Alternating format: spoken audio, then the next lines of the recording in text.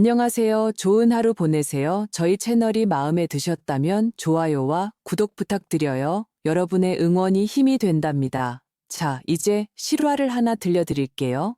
남편의 장례식이 끝나고 저는 조카의 돌잔치에 갔습니다. 여동생의 아들이 첫 돌을 맞았거든요. 그런데 동생이 갑자기 선언하더군요. 우리 아들, 형부 아들이야. 그러니까 유산으로 언니 집 절반인 7억 5천만 원은 내 몫이야. 동생은 남편의 유언장까지 보여줬습니다. 저는 말했죠. 아, 알겠어. 웃음이 터져 나오는 걸 간신히 참았습니다. 왜냐하면 제 남편은 이야기를 계속하기 전에 어느 나라에서 이 영상을 보고 계신지 또 나이가 어떻게 되시는지 댓글로 남겨주세요. 즐겁게 들어주시길 바랍니다. 남편의 장례식이 끝나고 며칠 뒤 저는 여동생 아들의 첫 돌잔치에 갔습니다. 당시 제 나이는 34이었죠. 과부라니 마치 남의 이야기처럼 낯선 단어였습니다. 민준 씨와 저는 11년을 함께 살았습니다. 동맹류가 예고도 없이 갑자기 그의 삶을 앗아갔고 제 주변의 모든 것이 안개 속에 잠긴 듯 했습니다. 전화벨 소리, 서류들, 무언가 묻는 목소리들. 저는 그저 고개를 끄덕였습니다. 무언가 이해해서가 아니라 그래야만 했기 때문이죠. 돌잔치는 동생 소희의 좁은 월세방에서 열렸습니다. 풍선과 리본이 달려있고 부엌에서는 누군가 케이크를 자르고 방에서는 아이들의 웃음소리가 들렸지만 제 머릿속은 수면 부족과 공허함으로 윙윙거렸습니다. 부모님은 창가에 앉아 계셨는데 마치 수만 번 잘못 쉴까 두려운 사람들처럼 긴장하고 계셨죠. 사람들은 서로 눈치를 보며 수군거렸습니다. 저는 그저 어색함 때문이려니 생각했습니다. 며칠 전 장지에 다녀온 여자가 남의 잔치에 오는 일이 흔하지는 않으니까요. 소희는 예쁘게 차려입고 아들 지호를 안고 나타났습니다. 아이는 웃으며 숟가락으로 손을 뻗었고 두 뺨은 건강하게 상기되어 있었습니다. 동생은 저를 제대로 쳐다보지도 않고 하객들 사이를 지나가더니 잔을 들어 유리잔을 톡톡 쳐서 모두를 조용하게 했습니다. 그리고는 마치 미리 연습이라도 한 듯 크고 또렷하게 말했습니다. 와주셔서 감사해요. 지난 한 해는 정말 쉽지 않았어요. 제가 숨겨온 것이 하나 있는데 더는 그럴 수 없네요. 동생은 아이의 머리에 손을 얹고는 제게로 시선을 고정한 채 나지막하지만 모두가 들을 수 있는 목소리로 말했습니다. 지호는 진우 씨 아들이 아니에요. 지호는 민준 씨 아들이에요. 누군가는 숨을 헉 내쉬었고 누군가는 훌쩍였습니다. 순간 몸속의 공기가 싹 빠져나가는 느낌이었지만 그 말의 의미 때문이 아니라 그 뻔뻔함, 그 말이 너무나 쉽게 동생의 입에서 흘러나왔다는 사실 때문이었습니다. 소희는 핸드백에서 접힌 종이를 꺼내 테이블 위에 펼치고는 가까이 있는 사람들에게 보여주었습니다. 민준 씨도 모든 걸 알고 있었고 유언장을 고칠 시간도 있었어요. 여기 똑똑히 쓰여 있죠. 우리 집의 절반을 내 아들에게 유산으로 남긴다고. 그리고 이 집은 7억 2천만 원 정도예요. 저와 지호도 먹고 살아야죠. 동생은 마치 시장에서 감자 한 포대 가격을 말하듯 무심하게 말했습니다. 낯선 얼굴들, 가족들의 얼굴이 모두 저를 향했습니다.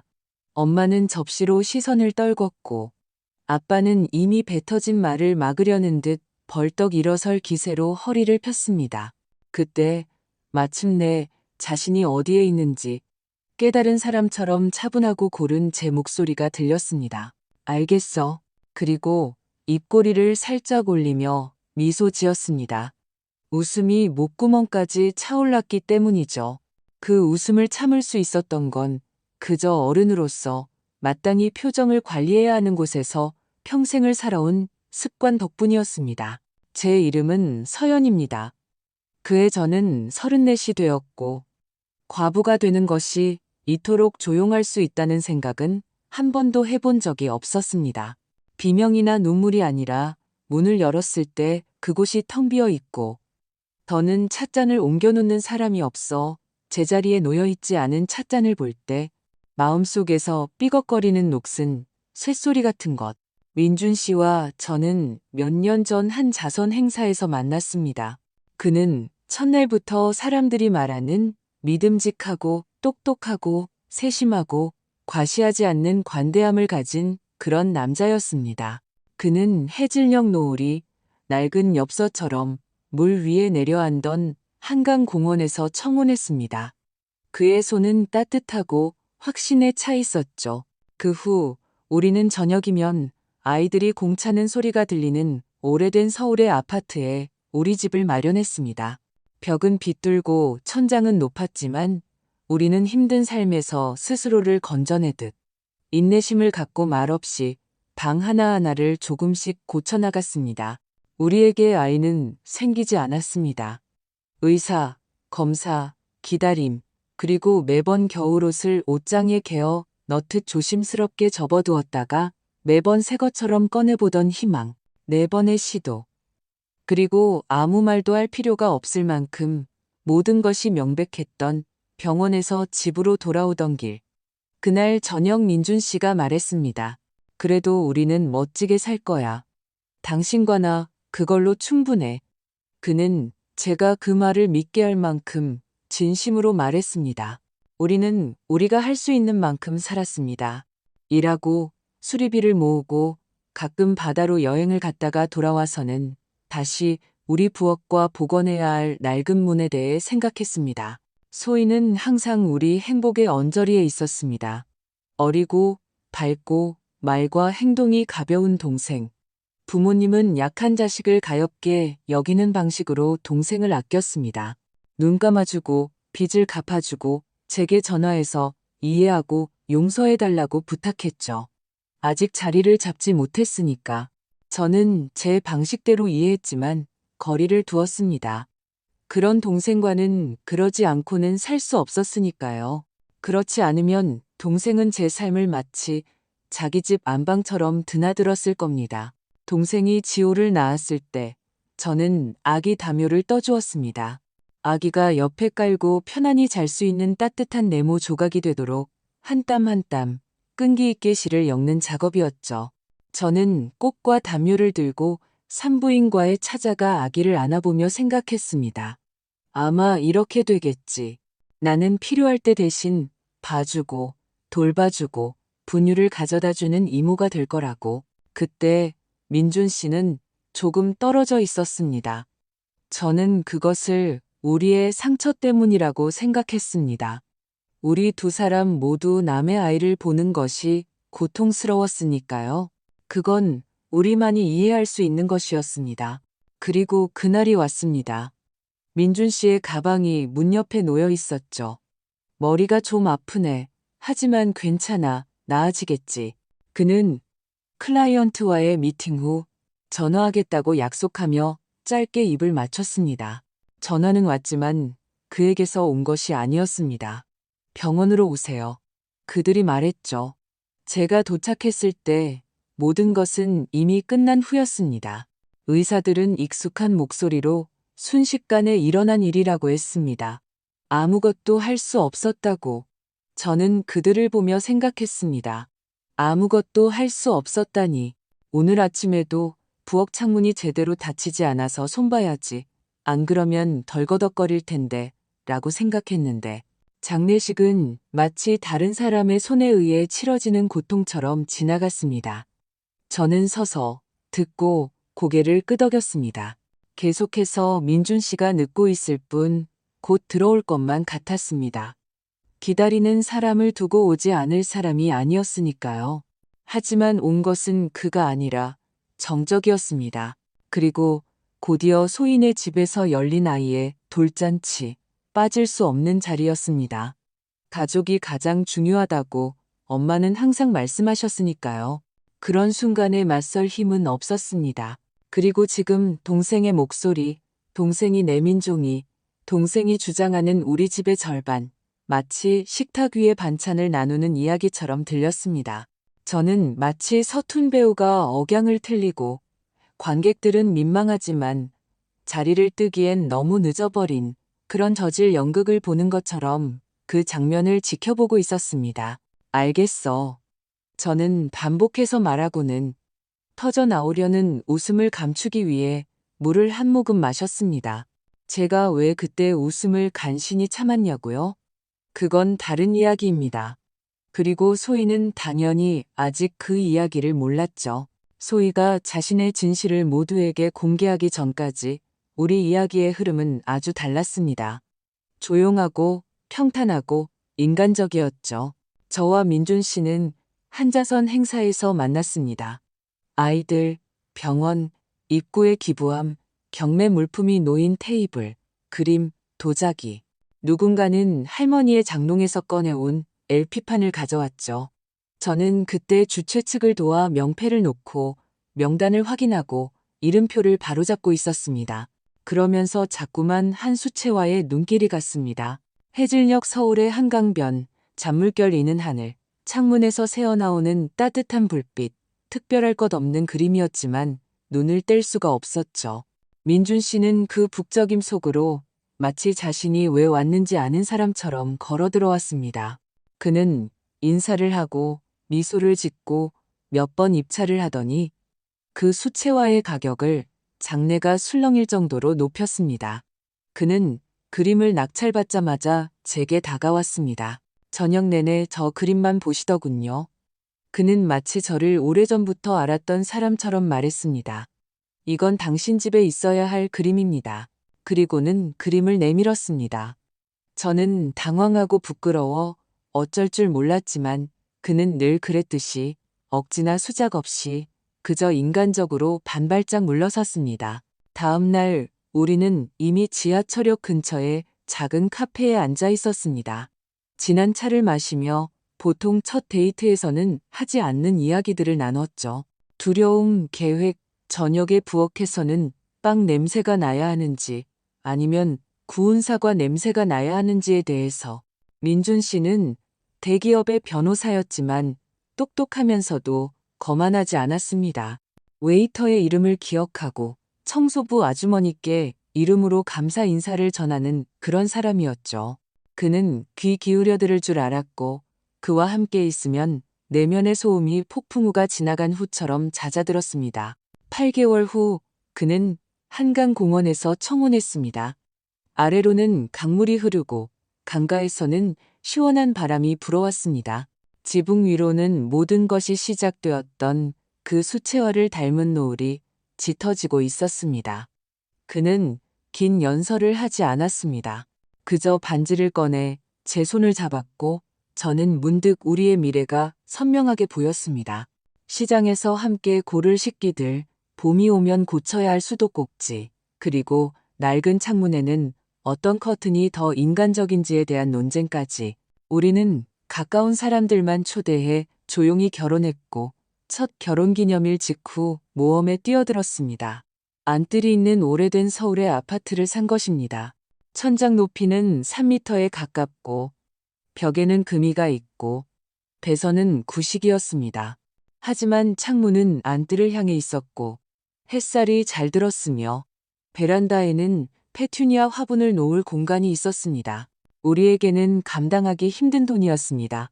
한 푼 한 푼 세어야 했죠. 하지만 그때 민준 씨는 파트너 변호사가 되었고 제 일도 잘 풀리기 시작했습니다. 입소문 덕분에 새로운 고객들이 계속 찾아왔고 우리는 위험을 감수하기로 했습니다. 저는 그곳에서 담쟁이 덩굴, 그늘 아래 놓인 아기용 매트와 현관의 작은 장화를 보았습니다. 힘든 시기에 여자를 버티게 해주는 그림이었죠. 우리는 그 그림을 향해 가장 단순한 길로 걸어갔습니다.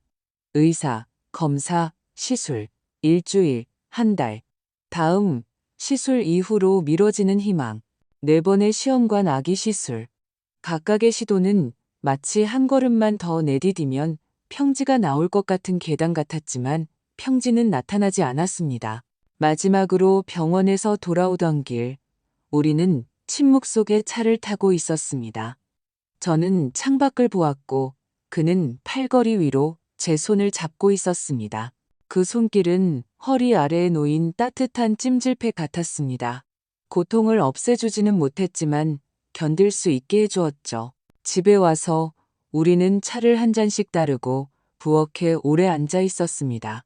민준 씨는 드라마틱한 기색 없이 담담하게 말했습니다. 그래도 우리는 잘 살 거야. 당신과 나 이미 충분해. 그는 제가 그 말을 믿게 할 만큼 진심으로 말했습니다.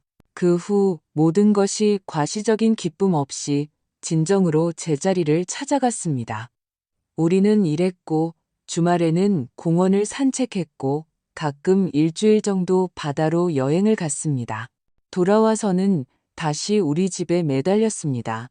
배선을 바꾸고 창틀을 사포질하고 유행이 아닌 빛에 따라 페인트를 골랐습니다.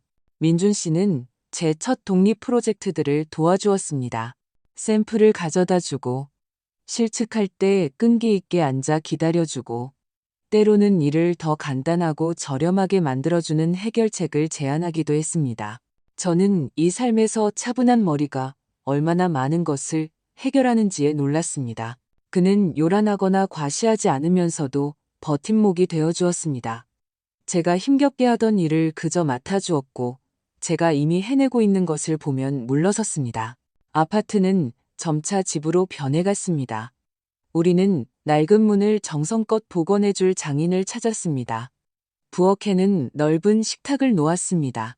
나중에 기다리고 기뻐하고 침묵하게 될 바로 그 식탁이었죠. 베란다에는 페투니아가 피었고 거실 벽에는 그 수채화가 자리를 잡았습니다. 해질녘 서울. 따뜻한 불빛, 부두의 배. 제때 불을 켜면 세상에는 안정이라는 것이 있다는 것을 보여주는 조용한 그림. 그리고 아이들. 우리는 일상 계획에서 그 단어 없이 사는 법을 배웠습니다. 처음에는 씁쓸했지만 나중에는 그저 담담해졌습니다. 절망도 자기 연민도 없이 그저 계획을 차분히 수정할 뿐이었습니다. 아이 방 대신 서재와 책장을, 창고의 썰매 대신 여행 가방을, 겨울에는 차라리 강릉에 가자.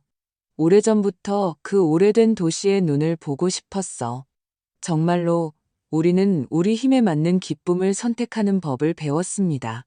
요란한 사건으로 측정되는 기쁨이 아니라 찻주전자, 갓 세탁한 침구, 시계 아래 부엌에서의 대화에 담기는 그런 소희는 그 시절에도 늘 그랬듯 주변을 맴돌았습니다. 가까워졌다가 몇 달씩 사라지고 다시 한숨과 부탁, 그리고 모든 것을 처음부터 다시 시작하겠다는 약속과 함께 전화하곤 했습니다. 부모님은 동생을 안쓰러워했고 저는 저나 동생의 머릿속 바람이 우리가 정성껏 쌓아 올린 질서를 망가뜨리지 않도록 거리를 두려 애썼습니다. 그때 민준 씨와 저는 동생에 대해 다투지 않았습니다. 가족마다 팔을 뻗은 거리에서 지켜야 하는 사람이 있기 마련이니까요. 그렇지 않으면 스스로 버틸 수 없으니까요. 인생이 마침내 제 궤도에 오른 것 같았습니다. 일, 집, 가끔의 여행. 저녁이면 안뜰에서 아이들이 공차는 소리가 들리고 그 소리에 더는 마음이 아프지 않았습니다. 그리고 모든 것이 평온해지고 조용히 숨 쉬는 바로 그런 순간에 인생이란 그런 것인지 누군가의 돌멩이가 반드시 유리창을 두드립니다.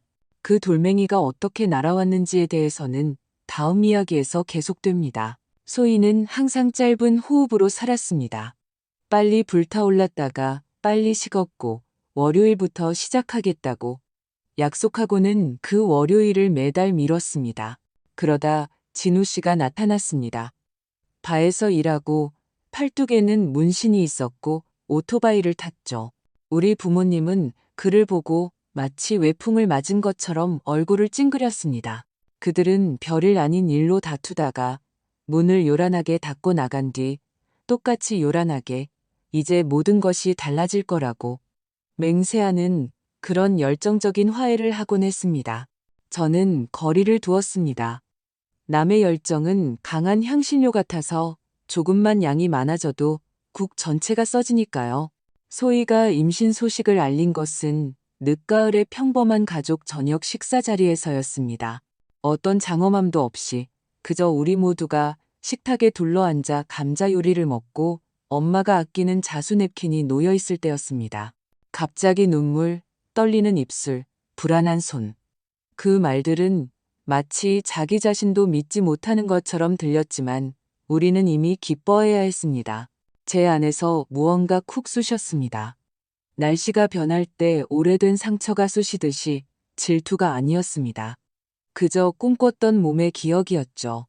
저는 그때 깊이 숨을 들이쉬고 진심으로 축하해라고 말했습니다. 그리고 군말 없이 도와주는 그런 이모가 되기로 결심했습니다. 지호는 튼튼하고 따뜻하게 태어났습니다. 마치 우리를 볼 거라고는 예상하지 못했다는 듯 신생아 특유의 놀란 눈빛을 하고 있었죠.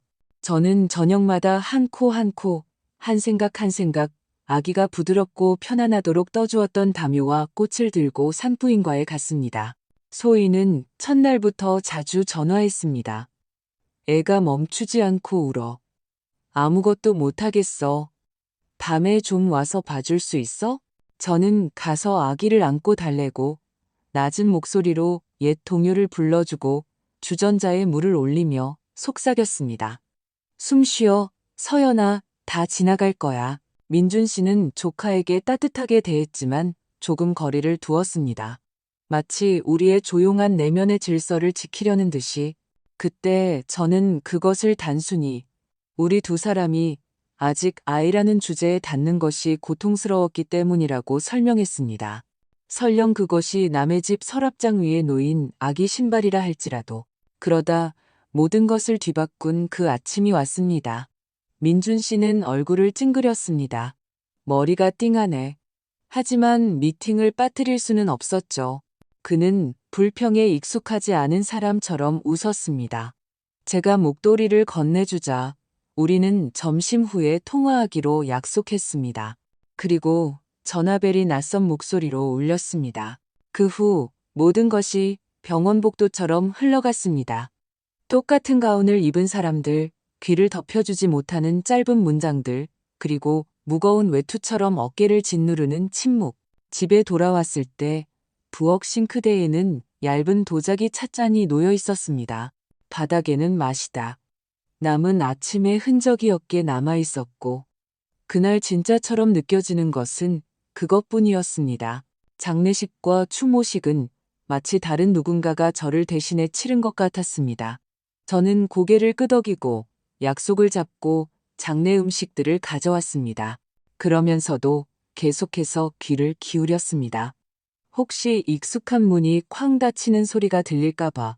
소희는 그 며칠 내내 지호가 열이 난다거나 베이비시터가 마지막 순간에 오지 않기로 했다는 핑계를 대며 문자를 보냈고 마지막 작별 인사 자리에는 마치 택시가 집 앞에서 기다리고 있는 손님처럼 아주 잠깐 들렀습니다. 저는 아무 말도 하지 않았습니다. 때로는 침묵이 당신이 낼 수 있는 유일한 예의니까요.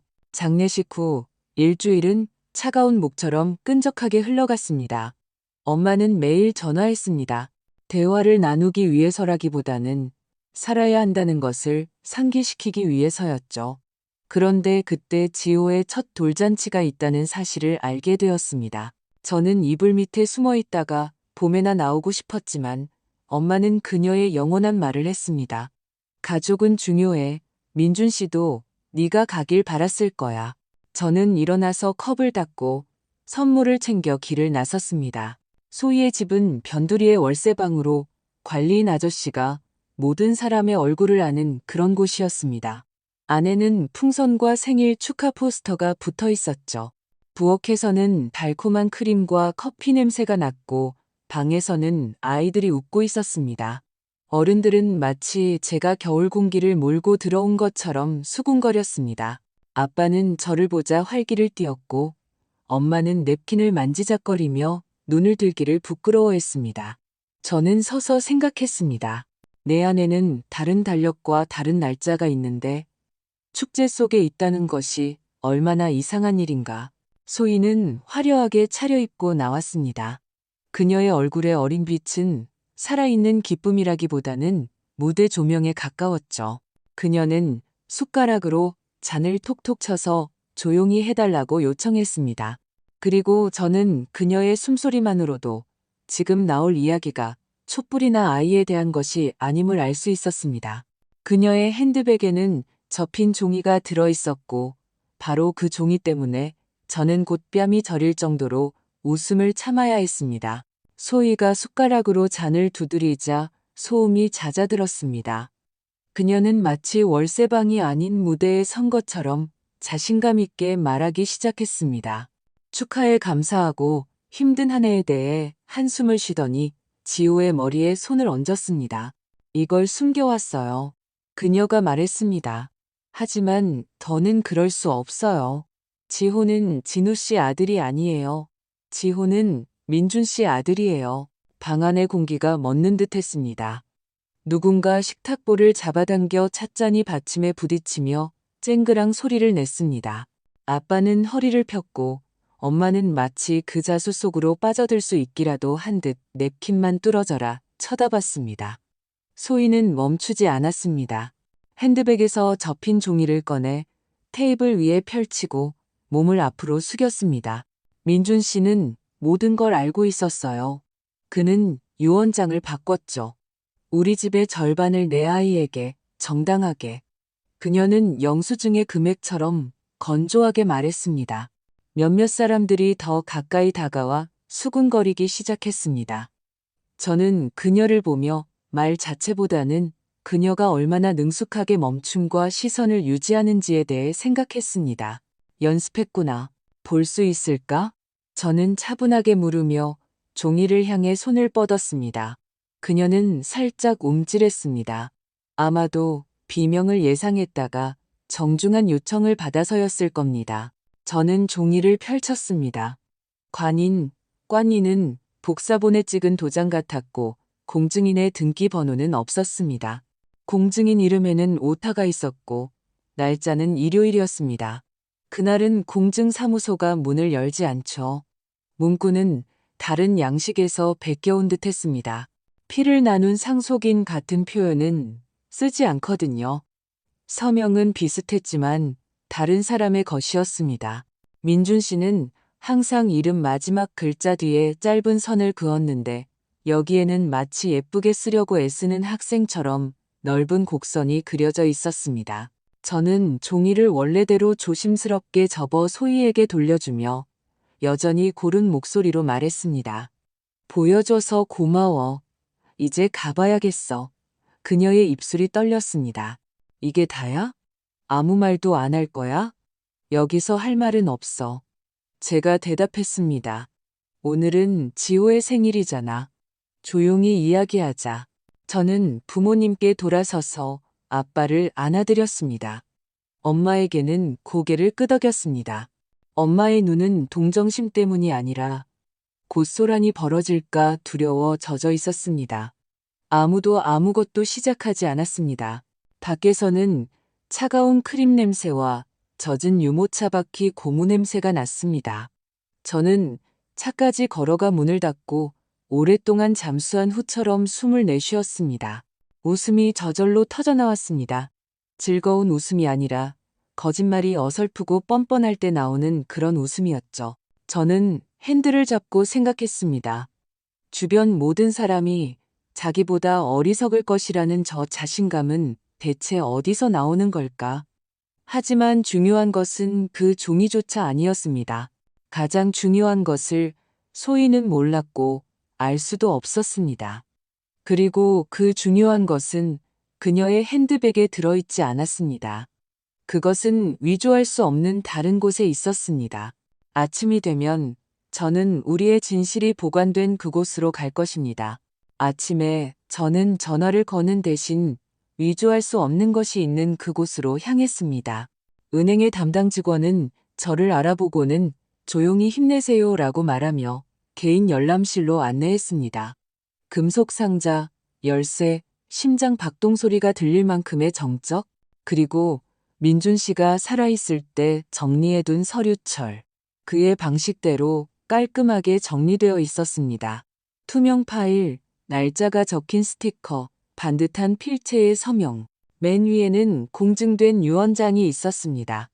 인감, 등기번호, 증인, 모든 것이 구부러진 고리 없이 제대로 갖춰져 있었죠.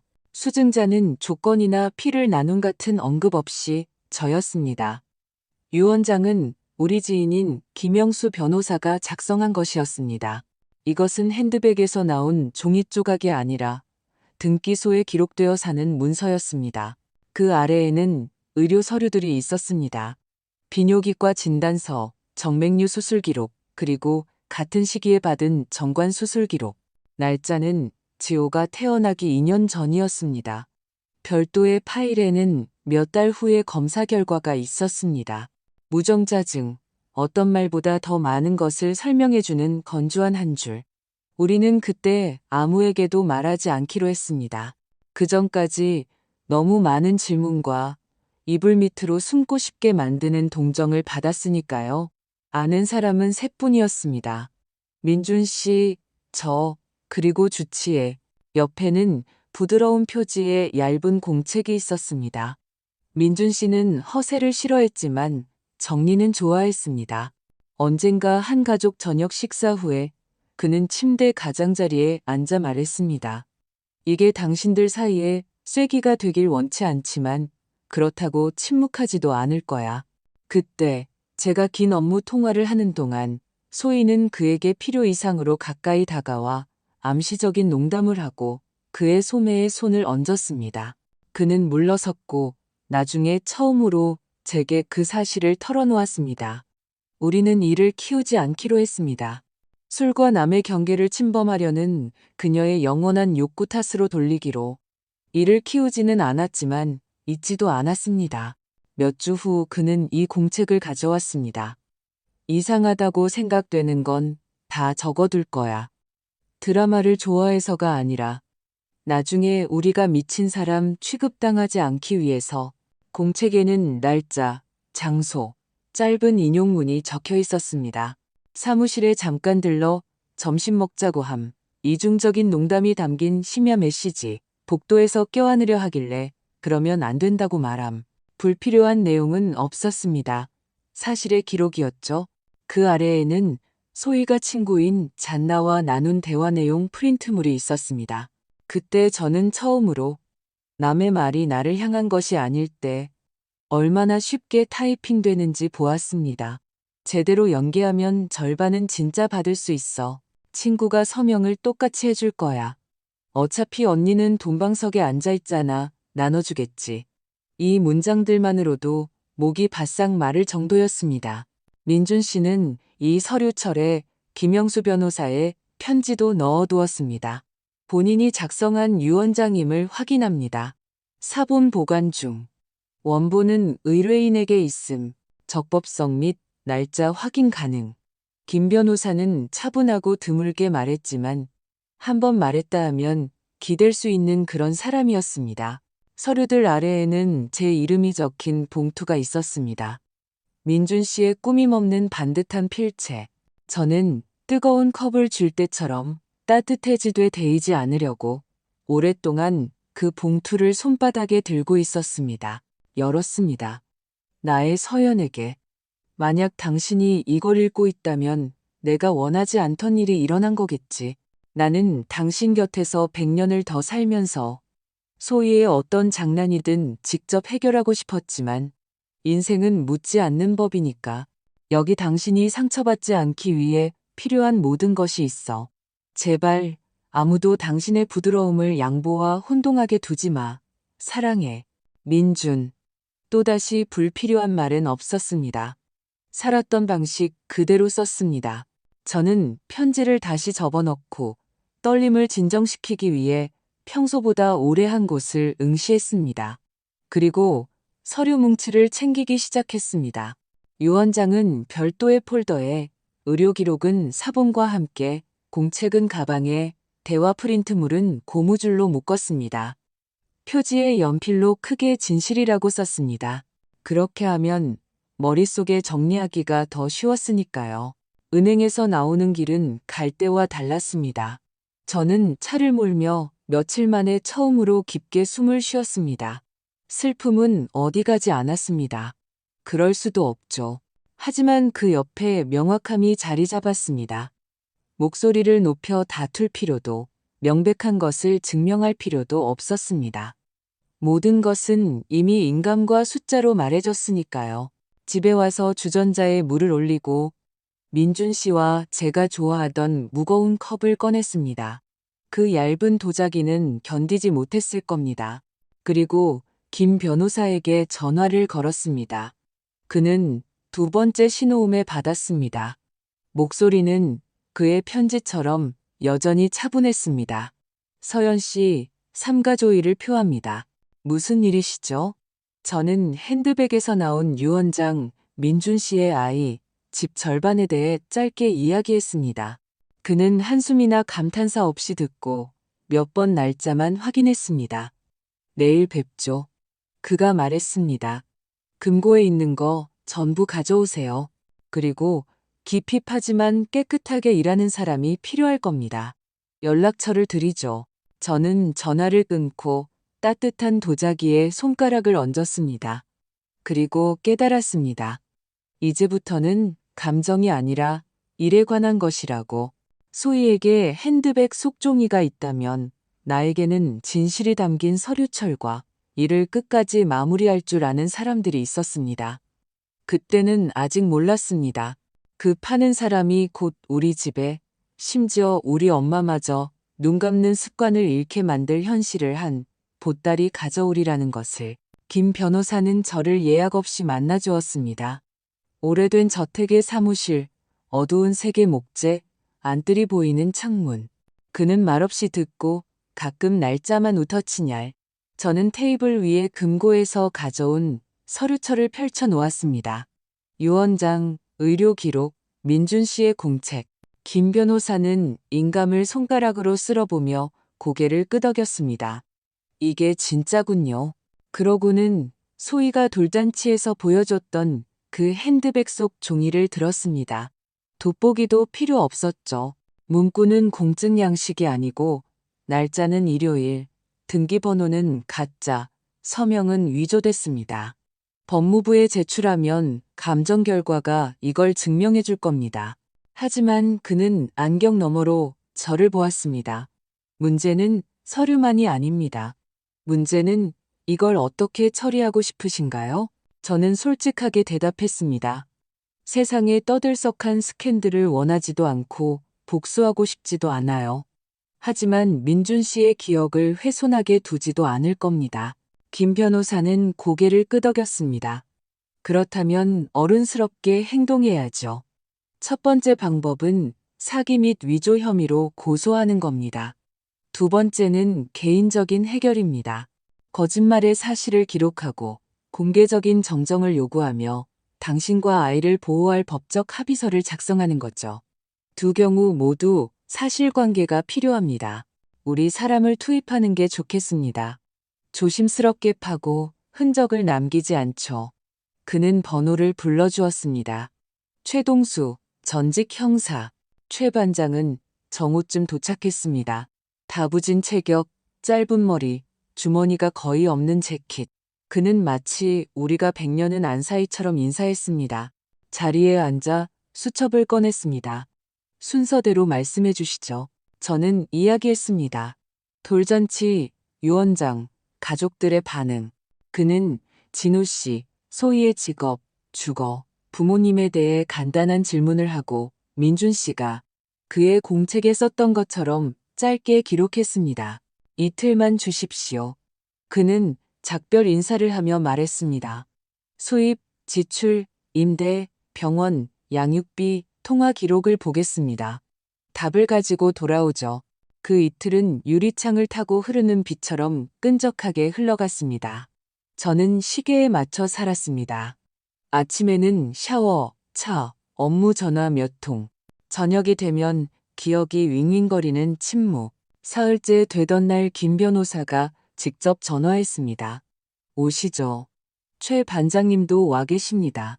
우리는 그의 회의실에 모였습니다. 저, 김 변호사, 최 반장. 테이블 위에는 클립으로 고정된 얇은 서류철이 놓여 있었습니다. 주거 문제부터 최 반장이 시작했습니다. 월세가 4개월 밀렸고 퇴거 통지서에 서명했습니다. 기한은 이달 말까지입니다. 돈 문제로는 신용카드 연체와 소액 대출 몇 건으로 총 700만 원 정도 빚이 있습니다. 그는 종이를 넘겼습니다. 아이 건강 문제로는 생후 첫 달에 심장 수술 기록이 있습니다. 일부는 보험과 지원금으로 처리됐지만 유료 검사, 약, 상담 비용은 모두 본인 부담입니다. 빚은 여기서 비롯된 겁니다. 저는 고개를 끄덕였습니다. 듣기 고통스러웠지만 이해는 갔습니다.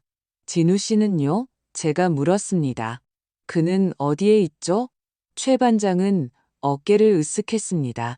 도망쳤습니다. 마지막 흔적은 부산. 송금은 불규칙하고 푼돈입니다.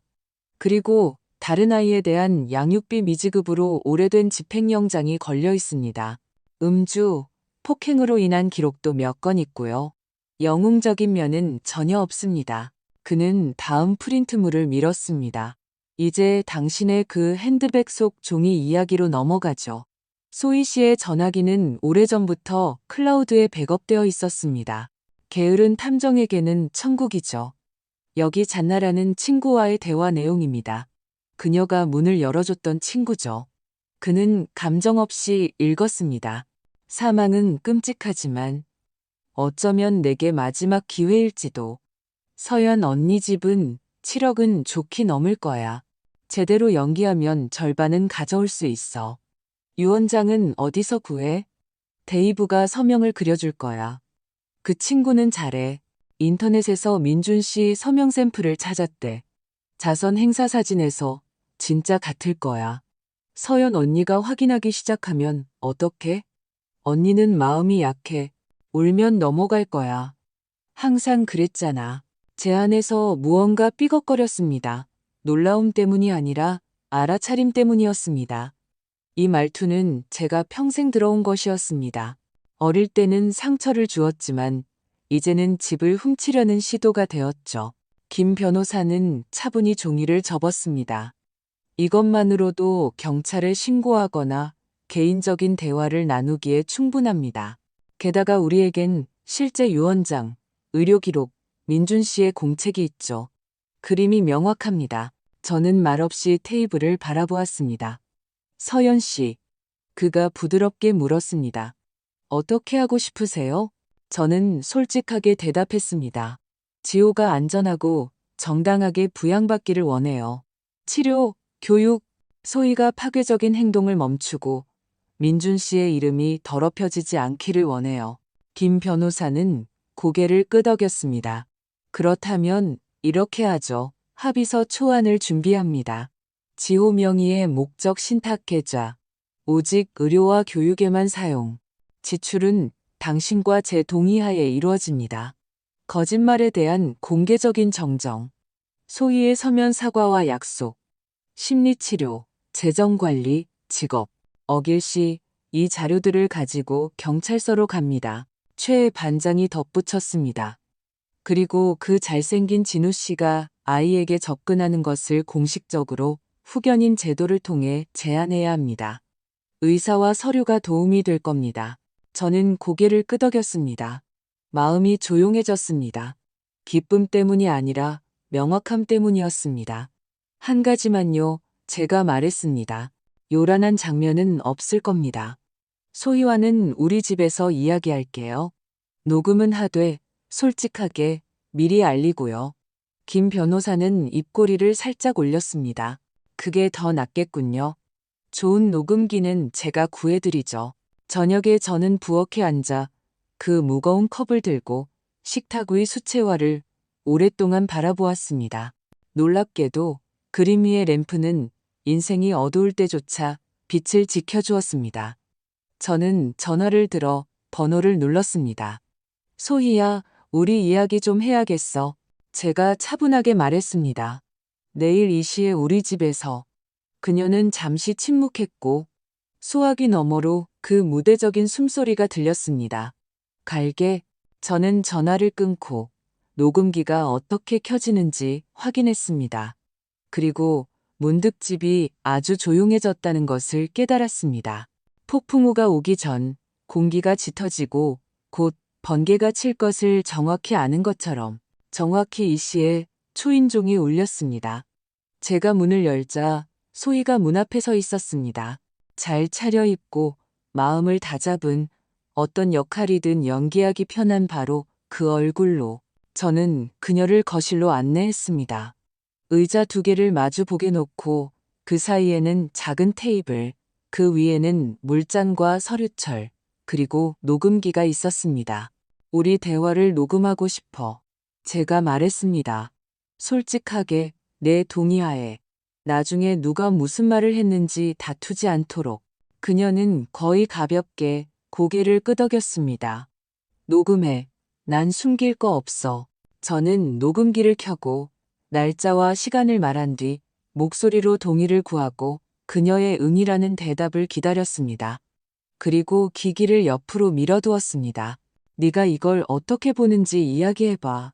제가 제안했습니다. 연극은 빼고. 소희는 한숨을 쉬고 자신의 손바닥을 응시하며 시작했습니다. 마치 2년 전부터 민준 씨와 관계가 있었던 것처럼, 호텔에서 몇 번 만났던 것처럼, 그가 우리 결혼 생활에 대해 불평하며 몹시 괴로워했던 것처럼, 그리고 지호는 그 만남들에서 비롯된 아이라고. 그녀의 말은 자신감 있게 흘러나왔지만 마치 모래 같았습니다. 건드리기 전까지만 형태를 유지하는. 어디서? 제가 물었습니다. 호텔 이름만. 메트로폴. 그녀는 즉시 대답했습니다. 고층이었어. 방번호는? 방에서 뭘 주문했는지 기억나? 저는 재촉하지도 구해주지도 않았습니다. 그게 무슨 상관이야? 그녀는 시선을 피했습니다. 샐러드나 피자 같은 거. 뭐, 보통 그렇지. 어떤 요일에 만났어? 제가 계속했습니다. 민준 씨는 스케줄이 빡빡했는데 난 그걸 기억하거든. 그때그때 달랐어. 그녀가 대답했고 목소리가 살짝 떨렸습니다. 화요일일 때도 있고 목요일일 때도 있고. 그는 침대 어느 쪽에서 자는 걸 좋아했어? 제가 이미 똑바로 쳐다보며 물었습니다. 샤워 전, 아니면 후에?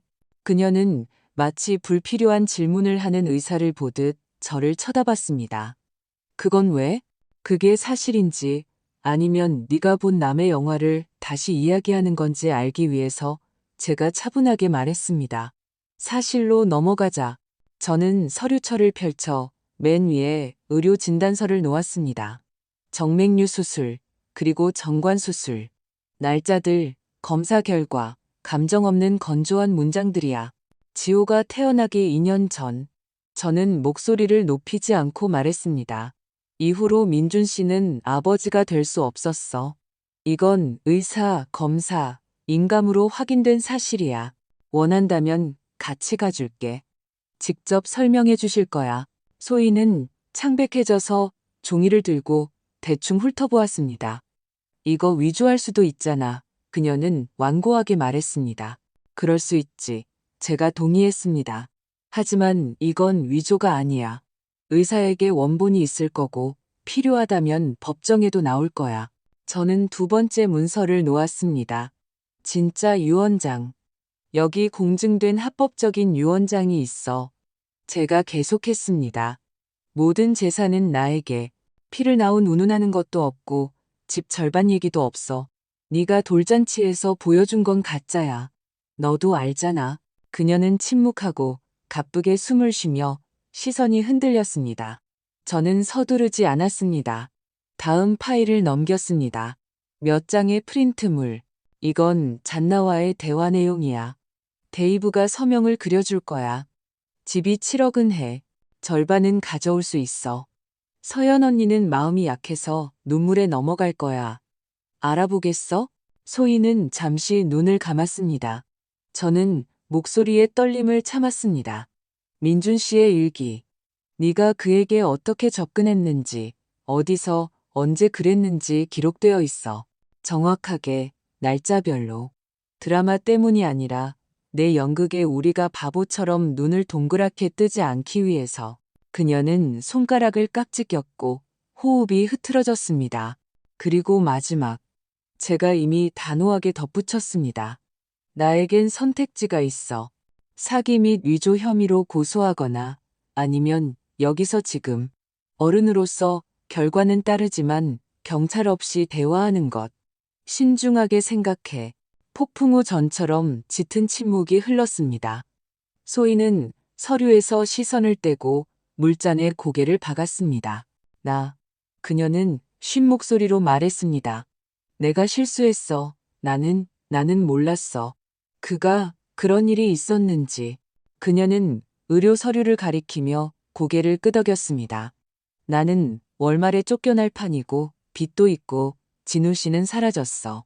나는 무서웠어. 그리고 그래, 내가 이 모든 걸 꾸몄어. 하지만 민준 씨는 그녀는 조용히 고개를 저었습니다. 그는 나를 건드리지 않았어. 절대로. 저는 녹음기를 끄지 않았습니다. 그저 그녀에게 손수건을 밀어주었을 뿐입니다. 조건을 들어 제가 말했습니다. 그리고 녹음되는 상태에서 예 또는 아니오로 대답해. 첫째, 네가 민준 씨와의 관계에 대해 거짓말했고 지호는 진우 씨 아들이며 유 원장은 위조했다고 공개적으로 진실을 말할 것. 둘째, 나와 김 변호사가 지호 명의의 신탁계좌를 개설할 것. 오직 치료와 교육에만 사용되며 두 사람의 서명이 있어야만 인출 가능. 셋째, 너는 심리치료사와 재무상담사를 찾아가고 안정적인 직업을 구해 유지할 것. 넷째, 우리는 진우 씨가 폭행 및 양육비 관련 문제가 해결될 때까지 아이에게 접근하는 것을 공식적으로 제한할 것. 다섯째, 너는 이 합의서에 서명하고 단 하나의 조항이라도 어길 시 나는 이 서류처를 가지고 경찰서로 갈 거야. 대화 없이. 그리고 나는 돈을 대주는 사람이 아니라 이모로서 지호의 삶에 참여할 거야. 아이가 괜찮은지 보는 게 중요해. 그녀는 침묵하다가 마치 목이 나무로 된 것처럼 고개를 끄덕였습니다. 그건 공평해. 그녀는 힘겹게 말했습니다. 나는 정말 몰랐어. 네가 이렇게 모든 걸 다 가지고 있을 줄은. 나에겐 서류철이 있고 제가 대답했습니다. 너에겐 선택이 있어.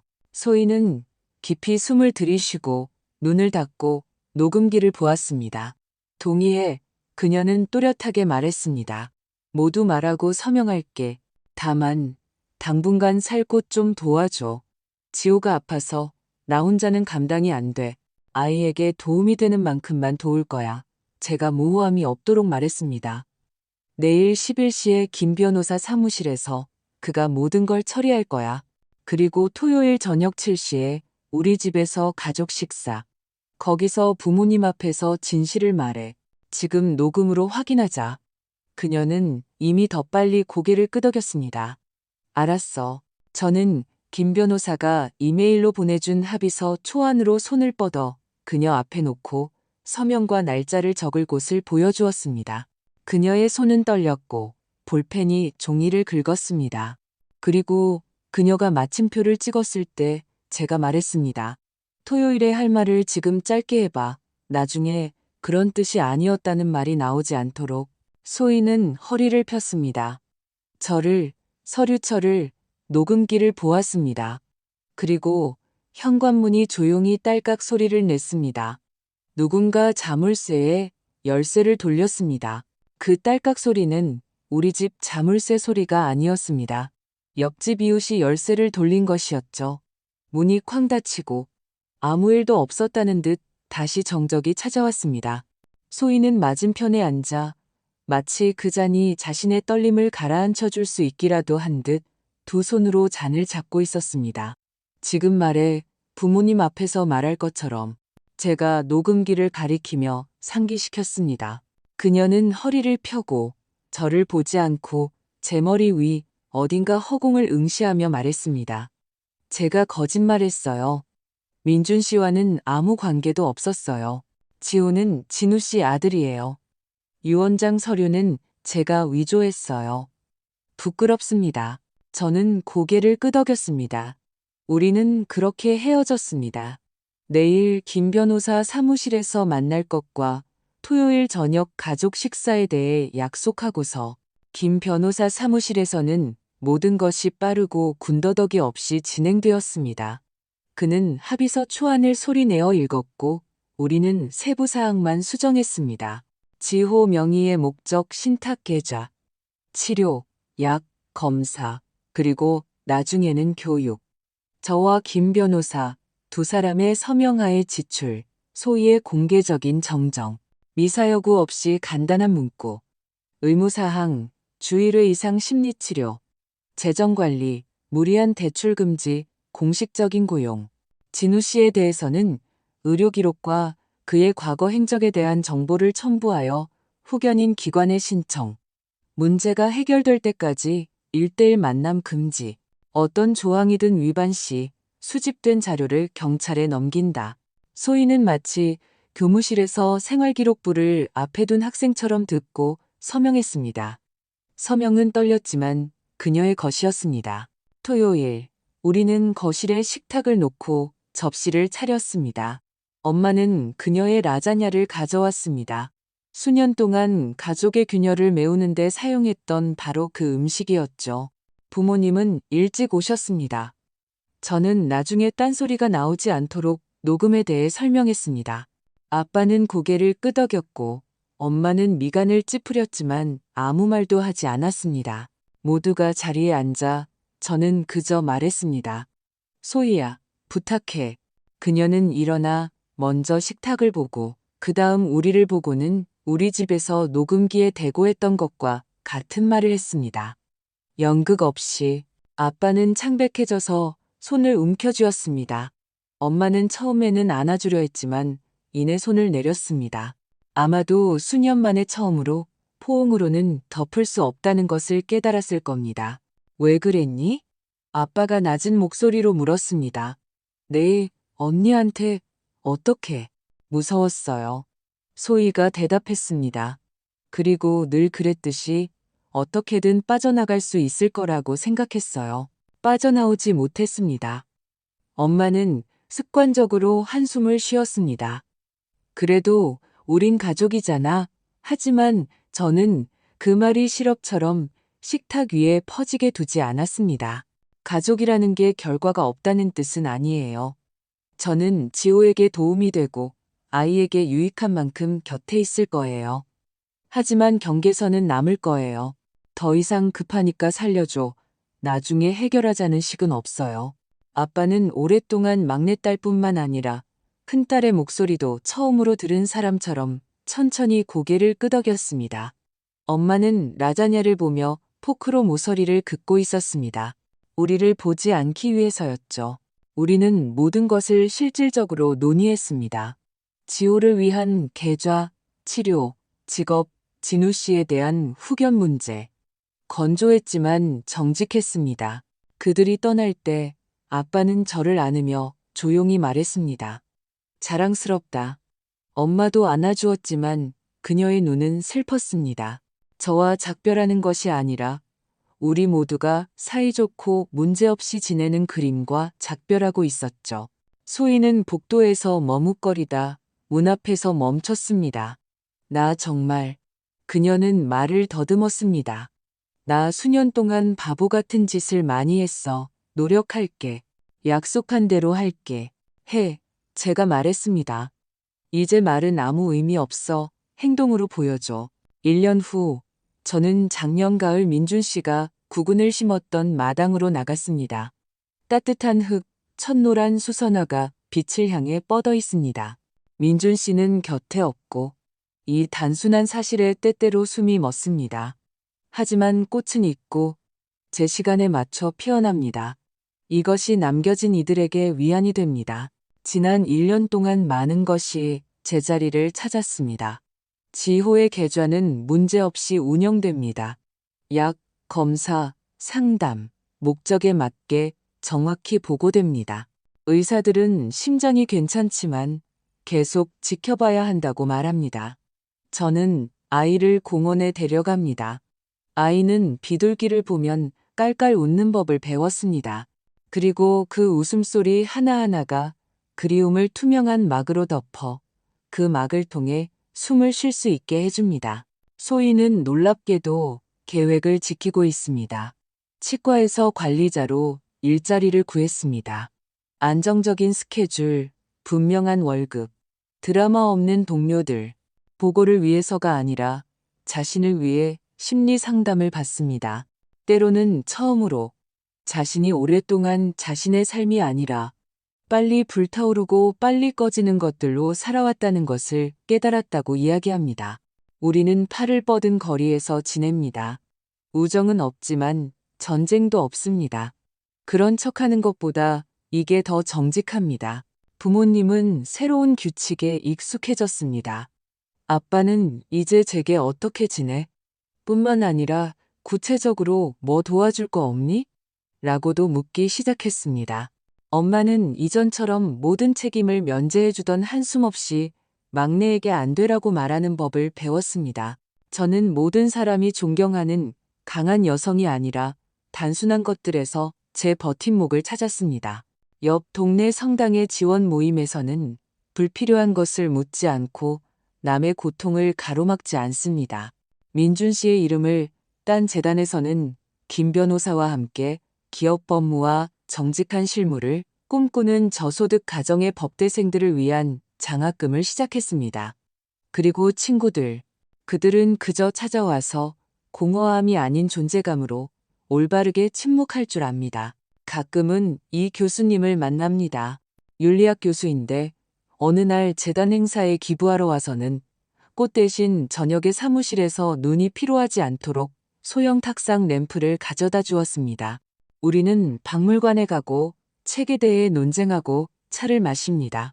어떤 약속도 없습니다. 저는 여전히 침대의 제 쪽에서 잠을 잡니다.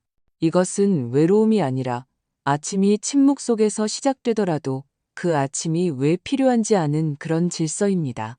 이 이야기에 교훈이 있다면 그것은 선이 이겼다가 아닙니다. 선은 누구도 이기지 않습니다. 그저 조용히 조목조목 자신의 일을 할 뿐입니다. 서류와 경계선 역시 자신과 사랑하는 사람들에 대한 친절의 한 형태입니다. 동정심이 자신을 이용하게 내버려 두는 것을 의미하지는 않습니다. 그리고 가장 어려운 정직함은 두려움 때문에 예라고 말하는 것이 아니라 설령 그로 인해 누군가가 불편해지더라도 제때 아니오라고 말하는 것입니다. 민준 씨, 만약 당신이 지금 우리 마당을 본다면 꽃들이 잘 자랐다고 말했을 거예요. 정말로 튼튼하거든요. 저는 제 계획에 따라 급작스럽거나 영웅적인 행동 없이 이미 있었던 것과 없을 것에 대한 존중을 가지고 숨쉬고 움직입니다. 이것은 승리도 패배도 아닙니다. 기억을 위한 자리가 있고 미래를 위한 빛이 있는 삶입니다. 이 이야기를 끝까지 들어주셔서 감사합니다. 댓글로 여러분의 나이와 어디에 사시는지 남겨주세요. 누가 우리를 보고 있는지 아는 것은 중요합니다. 좋아요를 누르고 채널을 구독해주세요. 앞으로 더 많은 실제 삶의 이야기가 기다리고 있습니다.